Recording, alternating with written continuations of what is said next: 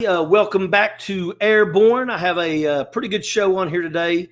We're going to spend at least 30 minutes. We may go a little longer than that, but basically we're talking about Afghanistan.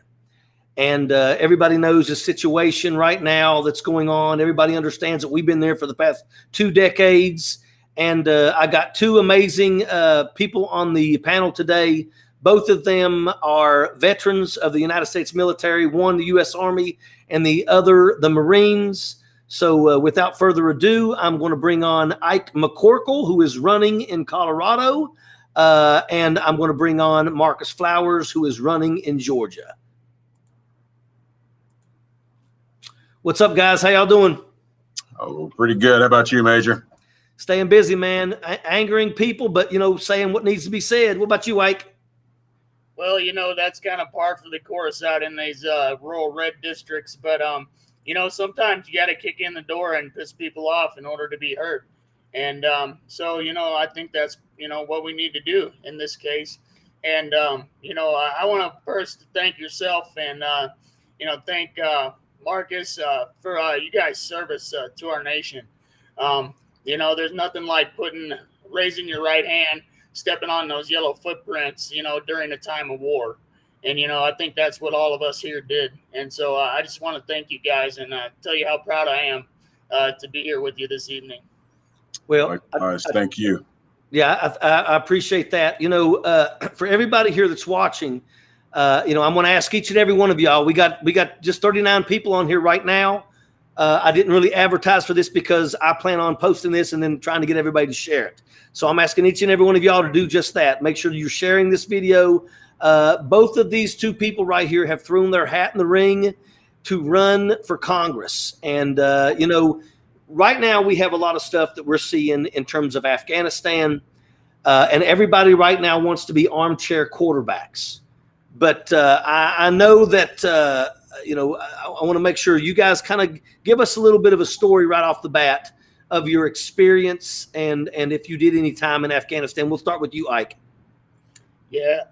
So I apologize. My voice sometimes gives out on me. That's because I have a paralyzed right vocal cord from a combat injury. So I got a good excuse, but I'll just stick my finger in my throat here and then it starts to come back out. But, I'm not an Afghanistan veteran. I did a couple of combat tours in the Balkans. And then I also did 2 combat tours in Iraq. So, my experience comes from joining the Marines, kind of like Marcus, joining up when he was, I think, 18. I joined the Marines when I was 17 and, raised my right hand and went off and did 4 years in the Marines.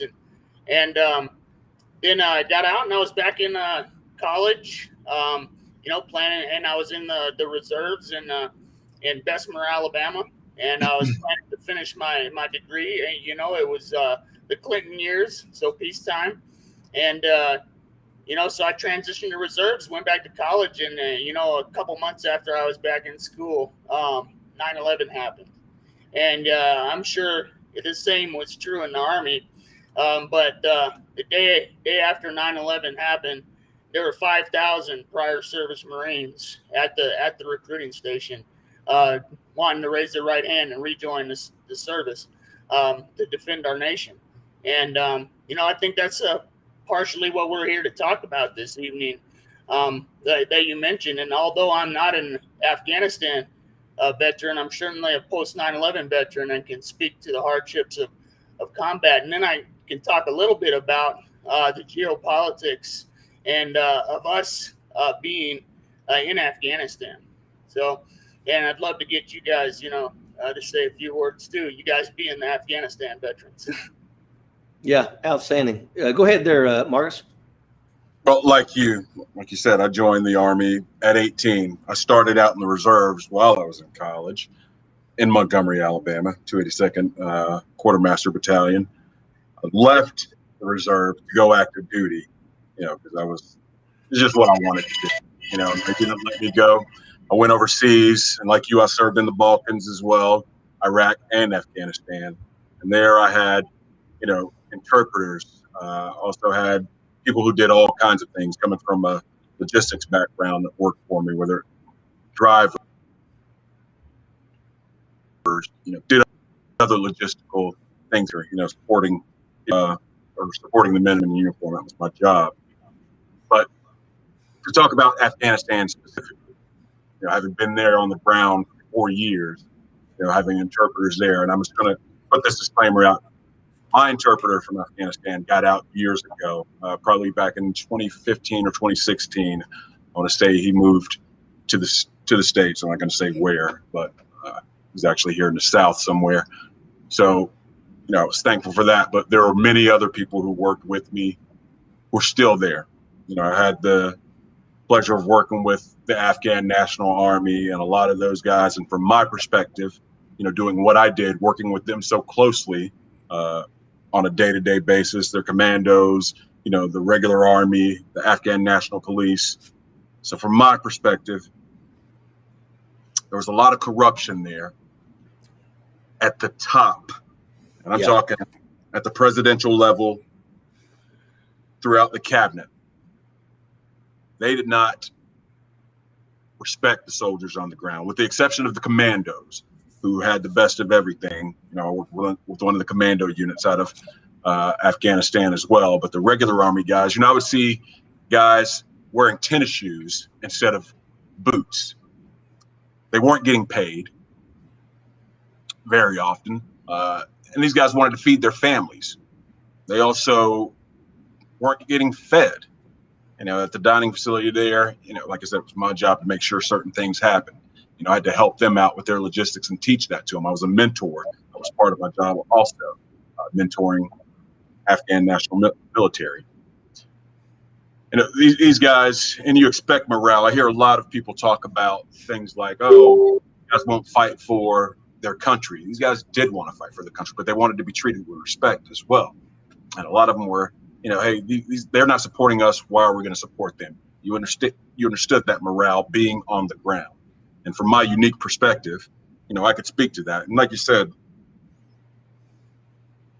Major Ojeda, you listen to a lot that comes in. Now's not the time. It really isn't the time for that. Yeah. There's a humanitarian disaster going on in Afghanistan right now. We need to focus on that. Get those people who helped us out of there, the interpreters, people who worked for us day to day, worked for me. We got to get them out of there.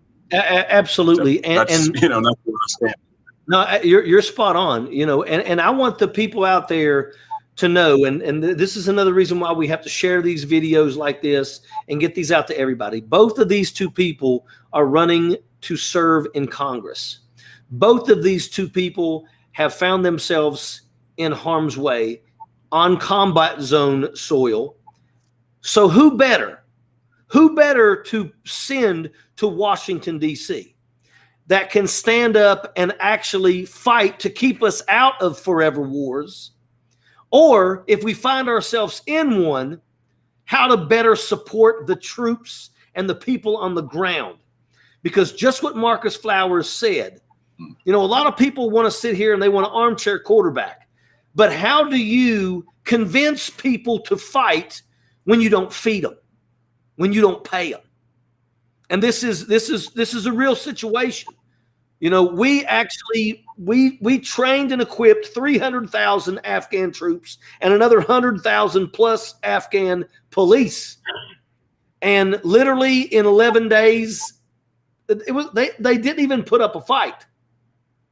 And what Marcus recently said basically kind of talks to that. I mean, why should they risk their life and fight and die when we haven't even, we've allowed the government over there to not even pay them? And that's absolute reality. I tell people all the time, the most important person to have on the hall in the halls of Congress is prior vets, because you're always going to hear these non-veterans, the first ones to beat the drums of war. And who better to explain to them what the ramifications of war is than somebody who's been there? And that's why, I'm really happy to have you two on here, because you both, you bring that experience here. Go ahead. No, I'm just wanted to say what you just touched on there is so important, because the two of us are going to be potential members of Congress. And your job is to provide oversight. And you have to have something to base that on. You know, you can't just sit and rely on, oh, hindsight's 2020. We should have done this. We should have done that. Before you go into it, you got to know what you're talking about. Yeah, and my opponent definitely doesn't know what she's talking about. Yeah, yeah, and Ken Buck's never. I've spent a. Go ahead. I'm sorry. Oh, I was just gonna say, neither Marjorie Taylor Greene or Ken Buck have served a day in their lives, and we understand the costs of war. We've seen our friends, die, and we've worked with interpreters. Whether it was the Kurds in Anbar province, in Western Iraq, or out on the Syrian border, or whether it was up in Afghanistan. Working with the Northern Alliance and working with all of our interpreters and allies there. We absolutely have to do what is right by all those people that supported us. And, my heart grieves for the free people of Afghanistan who are, now being subject to the horrors of Sharia law and the Taliban. But like you said, we need representatives in the U.S. House that understand what the consequences are, what the ramifications are, what the actual capabilities and capacities and limitations of our military forces and their use abroad are. And then we also have to understand that, and I think this is something that has been absent from our legislature for perhaps at least since the Reagan years, but I would argue even before that. But military use, the use of military force should be a last resort. And if and when we do, decide to engage in military campaigns abroad, we need very clear and very defined in-state objectives. And then we need ways and means of getting there, including funding those operations. And so, I think that we should consider an immediately implementable tax, where if the United States goes to war, we pass a 10% tax on the top 2% of American wealth and earnings. And that will do a lot to interdict in the financial influence and corruption of our legislature, which is the Congressional Military Industrial Complex, which involves us in a preemptive, protracted, fiscally driven foreign wars. And we see it over and over and over again in our history over the last 60 years. And we keep getting the same results. And so it's time to change our methods and means and rely more robustly on the State Department and on diplomacy and on our international relationships, allies, and influence. Economic influence, because if you really want to create a stable country, you do it by creating economic opportunity. The economic opportunity is what creates stable and lasting peace. And so I want to serve in the Congress because I understand all that, because I've seen it unfold on the ground, and the cost of it is often American blood and the lives of our sons and daughters. You're spot on right. And this is another thing, because, we spend ourselves in these forever wars, and our soldiers come home broken. We lose people. The only winners in Afghanistan are Raytheon, Lockheed Martin, Brown and Root, Halliburton. Those are the only real winners here. And, what you said made a lot of sense in terms of how about you said we'll make the top 1% pay a 2% tax.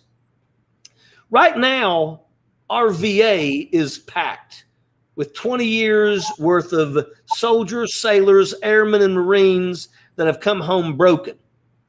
And all of us are part of that system. We're in there. And, I look at this and I say, why are our tax dollars paying for that? How come we don't make Lockheed Martin, Boeing, Brown and Root, Halliburton, those people be the ones to fit this bill? Because they're the only ones who walked away with the victory. Win or lose, they're the ones that get the victory. We're the ones that carry the burden. We're the ones that come home broken, but yet they're the ones that win, and they win, and they have won big time. So, and that's one of the reasons why I think this is so important. And anybody out here that is watching this and shares this to other people, please make sure that when you share this, you state 3 combat veterans, 3 people who have spent years on foreign soil talking about, the truths of places like Iraq and Afghanistan. Because people need to know that. I notice that Ken Buck loves to run around wearing a Special Forces t-shirt because he wants people to think that he's with them and he's a warrior. Never had the guts to pick up a rifle and man a post, but he wants people to think that he's a big supporter of the veterans. Same thing with Marjorie Trader Green. I'm sure she's running around trying to get some time in those veteran organizations so she can tell them how much she loves them, right. But yet she's never picked up a rifle and manned a post. And the truth is, with her, she could have never. I mean, let's be honest. She wasn't going to pass no ASVAB. We know that. But you touch on something that's so important. Who better to provide that guidance through oversight than veterans, especially veterans who've been there on the ground, who are about that hero life, that people like Marjorie Taylor Greene who do cosplay with weapons and drive around in Humvees, portray to be. Yeah. I think we can do just about. It's just, and it sickens me. Love affair with, weapons. My entire career has been about weapons and weapons system. There's nothing glorious about it. They're used for one thing and for one thing only, to kill. Yep. There's nothing glorious about that. Yep. And if you love them so much, then how come you never raised your hand so that you could sleep with the weapon? Nothing like waking up at 2:00 in the morning with a Ford assist in your rib cage, huh, guys? Exactly. Yeah. Have to name it, live with it day in and day out. It gets a little tiring taking a weapon to the bathroom every day, slogging around in your flip. Yep. Yeah. Especially 3 feet of snow. Let's go to the restroom. Yeah. But there's always that one Marine that leaves his weapon in the porta-john, so that always creates some entertainment. It's not just the one Marine. That one guy. my chaplain's assistant left his in the daggone latrine in Scania. Nice. I think it's fair to do a tiny bit of armchair quarterbacking in that, from a historical perspective, right now, there's the lowest density of service member veterans in the U.S. House in our history. And, I think that that's probably partially why we are engaged in these conflicts and engaged in conflicts with no defined objective or end state and no means to get there. So, that's, I think, really why we need folks like Marcus and like myself in the U.S. House. So that the U.S. House can start really doing its job again, which Marcus mentioned, oversight. And war powers is part of oversight. And war powers were vested in the Congress for a good reason.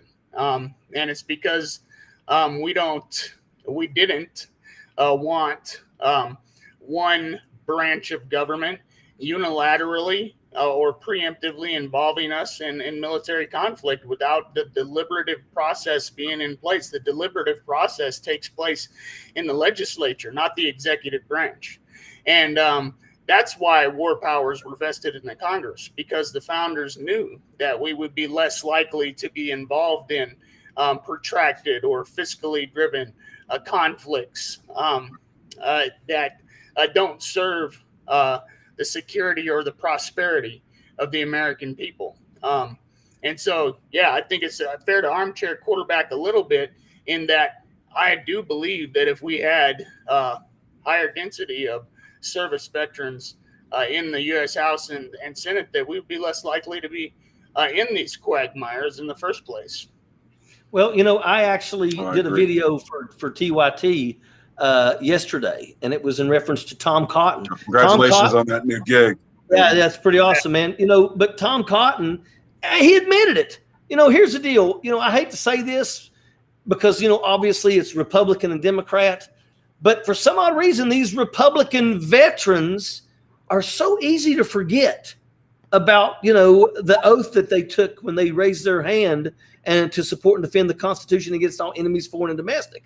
They don't remember these things. And Tom Cotton actually was talking when he was being interviewed by, I believe it was Fox, and he basically all but admitted that, basically one of the main issues is that Joe Biden decided to turn off the unlimited ATM fund from these contractors. And that's why it's so important to have people like you two on that floor so you guys can stand up and call these people out.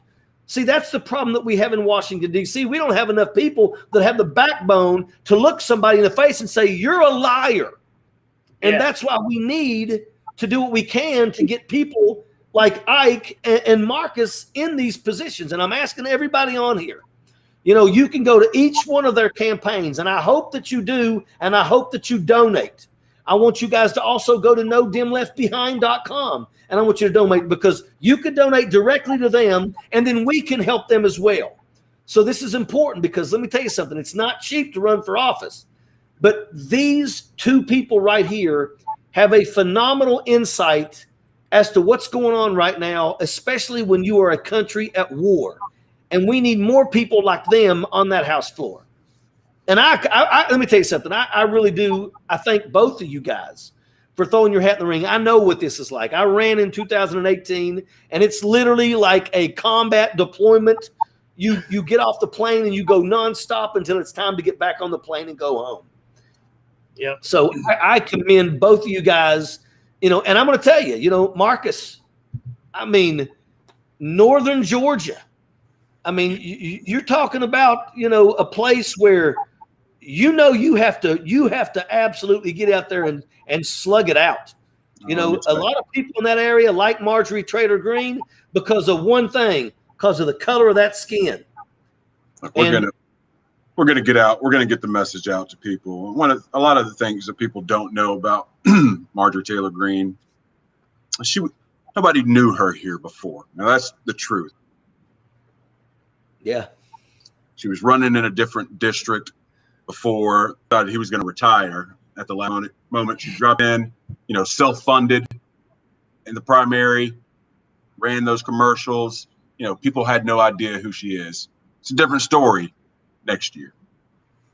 They know who she is now. She's way underwater. 30 to 40% of those Republicans who may have voted for her last time, they were embarrassed by her. So we're going to get those Republicans. We're going to get those independents, and we're going to get out the Democratic vote, and we're going to shake this thing up. But help. I can't do this alone. I'm under no illusions. I can't take this hill alone. I'm going to need all the help I can get. Now tell me something. Have the Republicans talked about primarying her, or is she going to be the one?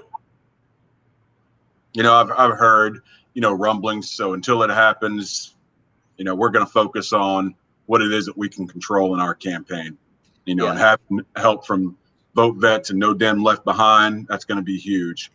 Well, let me tell you, and here's another thing too, is, we really want to also take the narrative out of their hands. Mm-hmm. Talk about that bridge, talk about that school, talk about that road.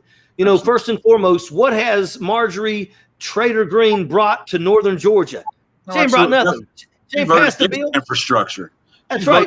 Voted against bringing, the Afghans over, who helped us there. Exactly. Voted against awarding the medal, Congressional Medal of Honor, of Freedom to the police who saved her very skin on January 6th. Exactly. With, Officer Dunn, awesome guy, and those guys are behind me all the way. They want to see her gone just as bad as me and the rest of Georgia want to.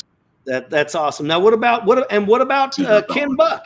What has Ken Buck done? What has he brought? I got it. He can stand up there with his, kill them all and let God sort them out t-shirt because he wants to act like he's part of the military. But what has he done? What opportunities has he brought back to his area? Legislatively, he's really brought absolutely nothing. In fact, he voted in 2018. He voted against the federal grants for rural water quality improvements. Yeah, this is Ken Buck. Watch lead in water. Yeah, we live in a district that's ruled by water. Because 80% of our economy in Congressional District 4 is agriculture. And he voted against the Farm Bill. Ken Buck is a part of the party problem in Washington, and he's a politician that serves financial interests and not the needs of the folks in his district. And by that, he voted against the Farm Bill. And half the people that I met out at the Colorado Cattlemen's Convention, annual convention, had their jobs because the Farm Bill passed. So, it's just a case of, Washington politics being disconnected from these rural districts. And what we really have to do is get out there and have those tough conversations with people about how we put in place legislative policy that will actually create opportunity in the way of jobs in infrastructure and repairing their roads and bridges and in investing in their schools and in building, energy production systems all over the plains out here in CD4, which is just ripe for energy production investment and rapid transition. At the same time, we protect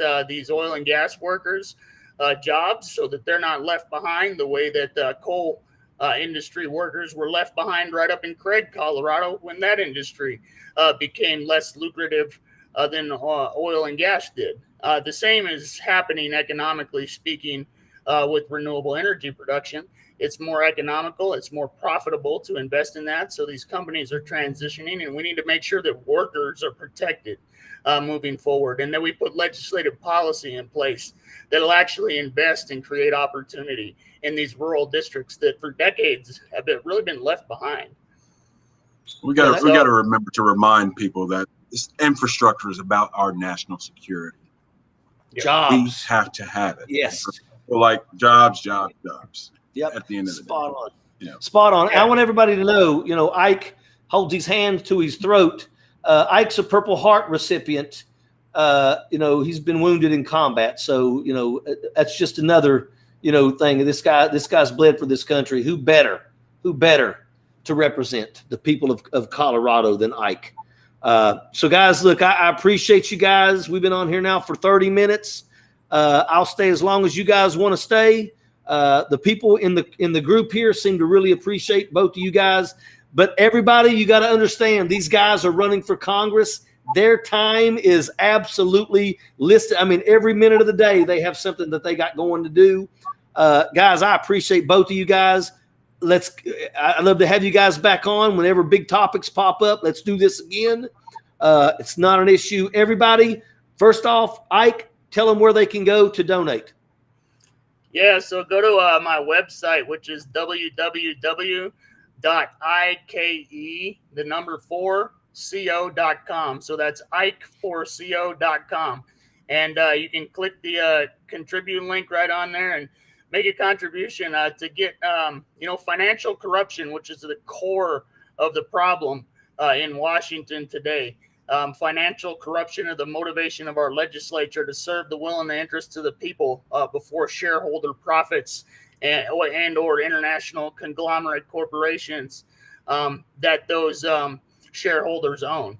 That's not what the United States was formed to do. It was formed a more perfect union that would serve the people and create opportunity for everyone. So go to ike4co.com. And if you can, reach deep in your pockets and make a generous contribution to my campaign. Don't forget about Marcus's campaign to get rid of Marjorie Trader Greene. And thank you so much for having me on. Richard. I really appreciate you guys' service, and I can't tell you how much respect I've got for the both of you. Well, we're getting ready to kick this thing into high gear. We're going to start doing some of the town halls with you guys for the No Dim Left Behind, where we bring on some of the pretty big wigs out there that a lot of people want to listen in, and that really helps out a lot. So Marcus, throw it out there. Where can they go? Appreciate it, ladies and gentlemen. Just as always, go to marcusforgeorgia.com. You know, one of the new things we have now, we have merchandise now, guys. We finally got some. People were requesting it. We got mugs, Country Over Q, shirts, and Congress flowers. We've got everything with more coming. Also coming soon at marcusforgeorgia.com. That's FOR Georgia. We're going to set up a volunteer spreadsheet. Everybody's been asking about volunteering. You know, we're going to send out postcards. We're going to do phone banking. We're still a little early in the cycle right now. Right now, we're just trying to get the money so we can compete against Marjorie Taylor Greene, who's been self-funding and is a millionaire. And I'm a lowly soldier and former government official who's not a millionaire, not by any stretch of the imagination. So we're going to need your help. Also, we don't take corporate PAC monies. One of the things that we don't do. Marjorie Taylor Greene, yeah, she doesn't worry so much about that. You are the fuel for our campaign. Thank you. Major Ojeda, once again, appreciate you having me on. Always enjoy talking with you, brother. It's always a pleasure. Hey, I appreciate this, guys. Everybody, hey, go to their pages. And Marcus, you got to tell me, man, I got to get that shirt, man. I got to get that shirt. I see that. You know the company. Is it? Go on their website. Did you just go straight to their website? They got that one right there? To the website. They had it. I'll order that. I'm going to order that right now.